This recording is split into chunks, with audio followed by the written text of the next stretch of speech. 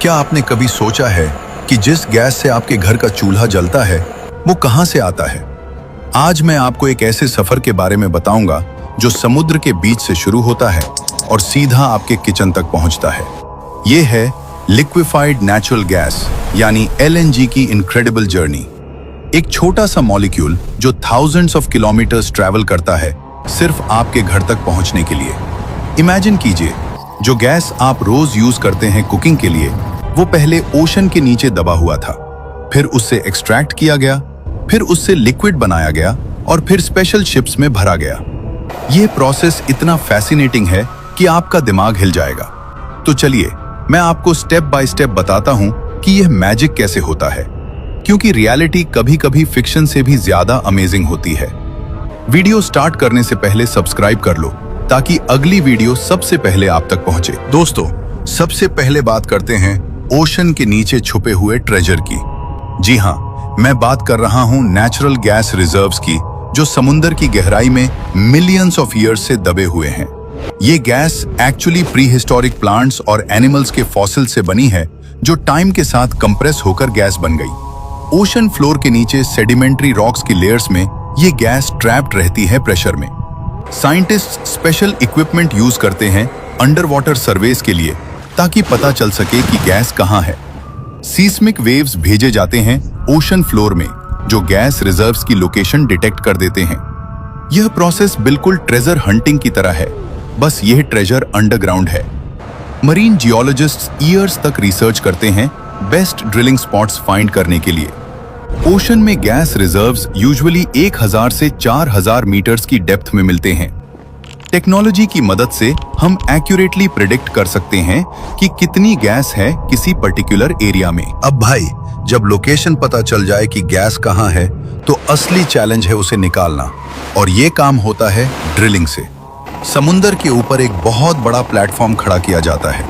इसे offshore drilling platform कहते हैं, और ये स्ट्रक्चर इतना बड़ा होता है कि उसमें हंड्रेड्स ऑफ वर्कर्स रहते हैं, खाते हैं, सोते हैं और काम करते हैं। इस प्लेटफॉर्म के नीचे एक बहुत पावरफुल ड्रिल लगाई जाती है, जो समुद्र की तह को तोड़ती है और फिर आगे जमीन के अंदर जाती है, कभी कभी 3000 से 5000 मीटर तक भी। सोचना एक सेकंड के लिए, 3 से 5 किलोमीटर नीचे।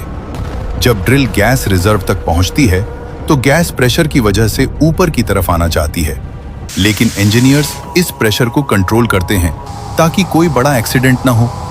ये काम बहुत रिस्की होता है। वर्कर्स की सेफ्टी का पूरा ध्यान रखा जाता है, क्योंकि एक छोटी सी गलती भी बहुत बड़ा हादसा बन सकती है। ड्रिलिंग के टाइम पे गैस के साथ पानी और ऑयल भी आ सकता है।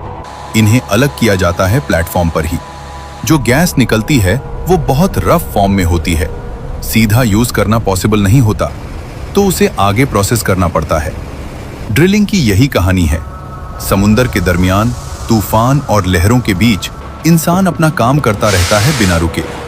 ये वो लोग हैं जो 1 महीने या 2 महीने प्लेटफॉर्म पर रहते हैं, घर से दूर, ताकि आपके घर में गैस पहुंचे। जो गैस समुद्र से निकली है वो बिल्कुल सीधी यूज के लिए तैयार नहीं होती। इसमें काफी सारी गंदगी होती है जो पहले साफ करनी पड़ती है। जब गैस निकालते हैं तो उसके साथ आता है पानी, सल्फर, कार्बन डाइऑक्साइड और कई और केमिकल्स जो गैस को इम्प्योर बनाते हैं। अगर ये सीधा पाइप में भेजो तो पाइप्स खराब हो जाएंगे या गैस को जलाने पर हार्मफुल गैसेस निकल सकती हैं। तो पहला काम होता है गैस प्रोसेसिंग का, यानी इस रॉ गैस को एक प्लांट में भेजा जाता है जहां से सब कुछ अलग किया जाता है। इस प्लांट में बहुत सारी मशीन्स होती हैं, सेपरेटर्स, स्क्रबर्स और फिल्टर्स, जो एक एक चीज अलग करती हैं। पानी निकलता है, CO2 निकलता है, सल्फर निकलता है, और बाद में जो बचता है वो है क्लीन मीथेन गैस। यही असली नेचुरल गैस है जो काम की है।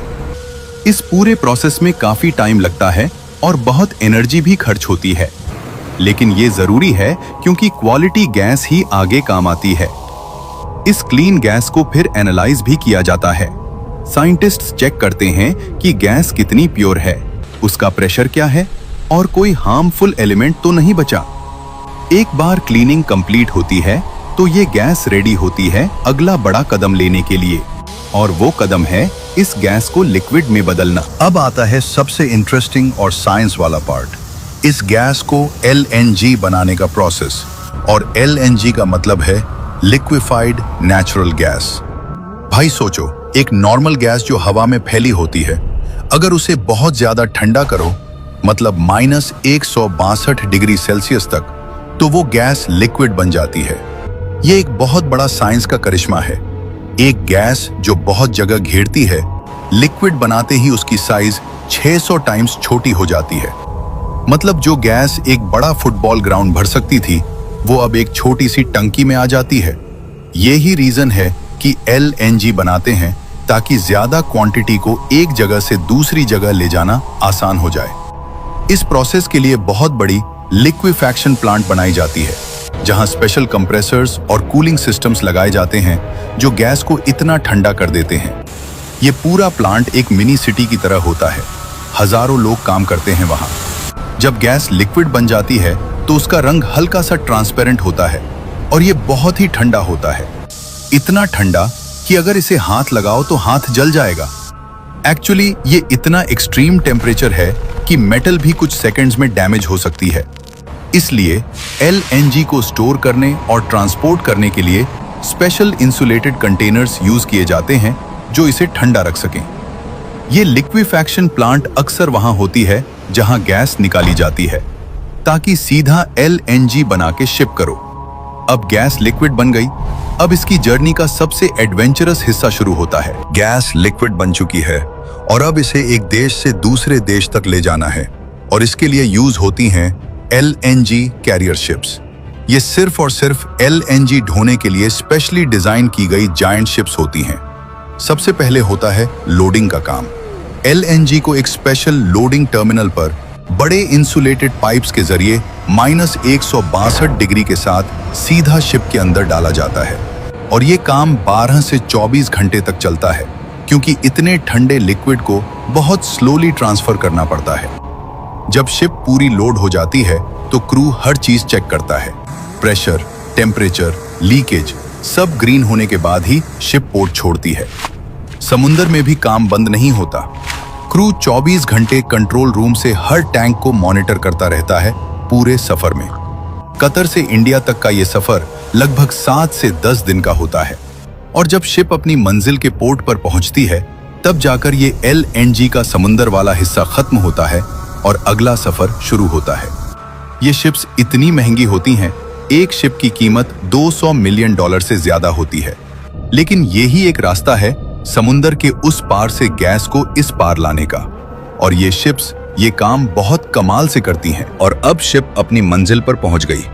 मतलब जो भी देश गैस इंपोर्ट कर रहा है, वहां का पोर्ट आ गया, और अब शुरू होती है इस सफर की लास्ट इनिंग्स। जब शिप पोर्ट पर आती है, तो LNG को अनलोड करके बड़े बड़े ऑनशोर टैंक्स में रखा जाता है। ये टैंक्स इतने बड़े होते हैं कि एक टैंक में एक छोटे शहर की गैस की जरूरत पूरी हो सकती है। अब इस LNG को वापस गैस में बदलना पड़ता है। इस प्रोसेस को कहते हैं रीगैसिफिकेशन, मतलब लिक्विड से वापस गैस बनाना। इस प्रोसेस में LNG को धीरे धीरे गर्म किया जाता है, -162 से उठाकर नॉर्मल टेम्परेचर तक, और जैसे ही ये गर्म होती है, ये लिक्विड से गैस बन जाती है। ये प्रोसेस रीगैसिफिकेशन टर्मिनल में होती है, जो पोर्ट के पास ही होती है। जब गैस बन जाती है, तो इसे डायरेक्टली पाइपलाइंस में भेजा जाता है। ये पाइपलाइंस जमीन के अंदर होती हैं और एक बड़े नेटवर्क की तरह पूरे शहर और कॉलोनी में फैली होती हैं। जब गैस पाइपलाइन में आती है, तो पहले सिटी गेट स्टेशनों आते हैं, जहां गैस का प्रेशर चेक होता है और रिड्यूस किया जाता है, क्योंकि गैस का ओरिजिनल प्रेशर बहुत ज्यादा होता है, सीधा घर नहीं भेज सकते। फिर डिस्ट्रीब्यूशन पाइपलाइंस से गैस लोकल एरियाज में जाती है, और वहां से CNG स्टेशनों और घर और फैक्ट्रीज सब जगह पहुंचती है। और जब तुम अपने घर का चूल्हा जलाते हो, गैस की जो ब्लू फ्लेम निकलती है, वो ही है उस समुंदर की गहराई की गैस जो इतना लंबा सफर करके आपके पास आई है। ये कोई छोटी बात नहीं है। इस एक काम के लिए हजारों engineers, scientist, workers, ship crew और पाइपलाइन वर्कर्स दिन रात काम करते हैं। कुछ तो महीनों तक घर नहीं जाते, सिर्फ इसलिए कि देश में गैस सप्लाई होती रहे। और हम कभी कभी चूल्हा बंद करना भूल जाते हैं, अननेसेसरीली गैस वेस्ट करते हैं, ये सोचते ही नहीं कि इस गैस की कीमत क्या है, कितना एफर्ट है, कितनी मेहनत है। ये एक नेचुरल रिसोर्स है जो धरती ने करोड़ों सालों में बनाया और एक बार खत्म हुआ तो वापस नहीं आएगा। इसलिए गैस का सही यूज करो, गैस का फजूल वेस्ट बंद करो। और आप में से कौन कौन नेचुरल गैस यूज करता है, कमेंट में जरूर लिखिए नेचुरल गैस। अगर वीडियो पसंद आए तो लाइक, शेयर और सब्सक्राइब जरूर करें और मिलते हैं